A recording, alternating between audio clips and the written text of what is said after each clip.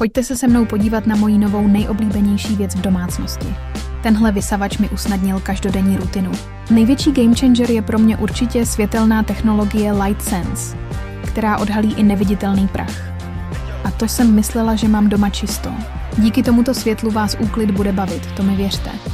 Jedno nabití vystačí až na 70 minut. A nádoba pojme tolik nečistot, že ji během vysávání vůbec nemusíte řešit. Můžete si vybrat až ze 3 různých režimů. Eko, auto a režim maximálního sání. Pokud to chcete nechat jen na něm, můžete se na něj maximálně spolehnout. Díky funkci Dust Sense automaticky detekuje množství prachu a sám přidá na výkonu.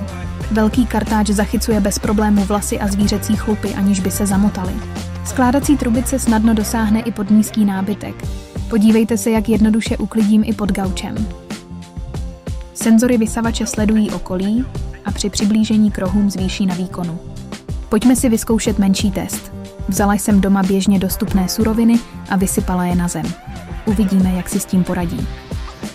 Vysavač sám zvýšil výkon a všechny nečistoty zvládnul sebrat na první pokus.